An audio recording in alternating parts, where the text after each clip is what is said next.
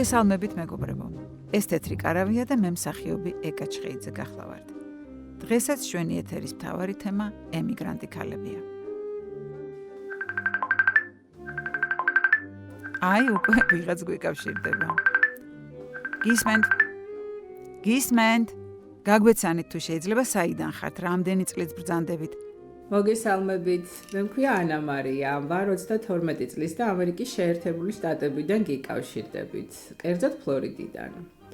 ხშირად ვუსმენ თეთრ კარავს და ძალიან მომწონს თქვენი გადაცემა. ამას წინათ სკოლის პედაგოგები საუბრობდნენ და წუხდნენ, რომ ლიტერატურას წიგნებში აღარ კითხულობს ახლანდელი თაობაო. დედაჩემის მონაყოლიც მახსოვს 90-იან წლებში სანთლის შუქსაც რომ კითხულობდნენ, ვისაც კითხვა უყვარდა. მე მაინც მგონია, რომ დროსთან ერთად მოგვიწევს რაღაცეებთან შეგუება.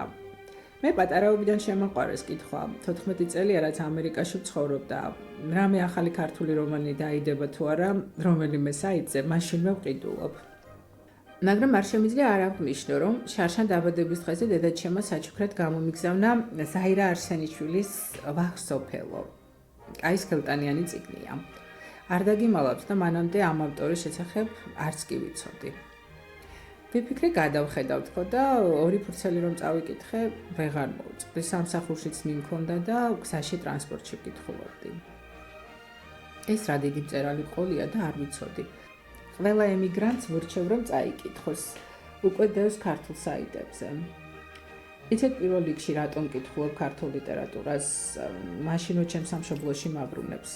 ბავშვობის სუნებსაც კი საიდანღაც შევიგრძნობ ხოლმე და რაც მთავარია, რა იყო ჩემი მთავარი სათქმელი. ზაირა არსენიშვილის ვახსოფელო ერთადერთი ნამდვილი წიგნია ჩემს სახლში. ხელში რომ დაიჭერ, გადაფუცლავ და როგორც ყველაზე ძვირფასი რელიქვია, თავთან მიდევს თაროზე. რა თქმა უნდა, წიგნს ისეთი ენერგეტიკა აქვს, რასაც ვერაფერი შეცვლის, მაგრამ დროს თავისი მოაქვს.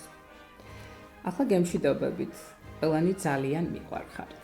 დიდი მადლობა. აი, ისევ ზარია, გისმენთ? მოგესალმებით ბრიუსელიდან, ნატა 28 წლის. 3 წელია რაც აქ ვცხოვრობ, ჯერ ბერლინში ვსწავლობდი სკოლის მერე, ახლა კი აქ მაგისტრატურაზე ვსწავლობ.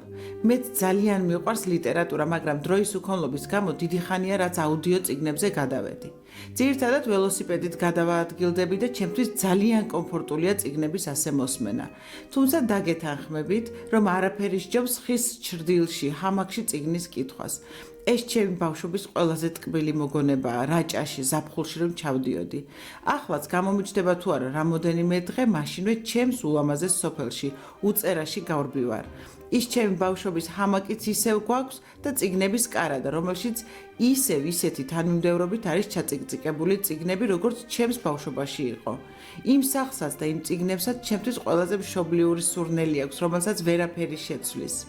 დიდი მადლობა, რომ მეც მომეცა საშუალება ჩემი აზრის დაფიქსირების. დიდი მადლობა. ისევ ზარია, გისმენთ? მოგესალმებით. მე მქვია ნუნუ, 54 წლის ვარ და რომიდან გიკავშირდებით. სულ ვუსმენ თქვენს გადაცემებს და თემიდან გამომდინარე პირველად მომინდა რომ მეც რაღაც მომეყოლა.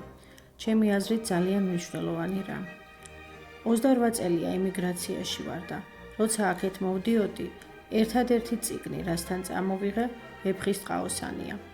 ამ წიგნმა გადამატანინა ამდენწლიანი ემიგრანტობას და ნოსტალგიაც. დღე არ ყოფილა ჩემს ცხოვრებაში, რომ 1-2 თავი მაინც არ წამეკითხა. ვეფხისტყაოსანი იყო ჩემთვის აქ სამშობლოც, ოჯახიც და ყველაფერი. ამდენ კითხვაში თითქმის ზეპირად ვისწავლე. რა ბედნიერებაა, რომ ქართველ ერს ასეთი საგანძური გააჩნია. და კიდევ ძალიან მომწონს დღეს რომ ემიგრანტები ჩვენს გაჭირვებაზე არ ვლაპარაკობთ. აბა გემშვიდობებით ყველას და მალე დაბრუნებას გისურვებთ ჩვენ საოცარ სამშობლოში, რომლის ბადალიც დედამიწაზე არაფერია. დიდი მადლობა. ძვირფასო მეგობრებო, ჩვენი საეთერო დრო ამოიწურა და მე ისევ ერთი კვირით გემშვიდობებით. მომავალ შეხვედრამდე. ველოდებით თქვენს წერილებს თეთრ კარავში.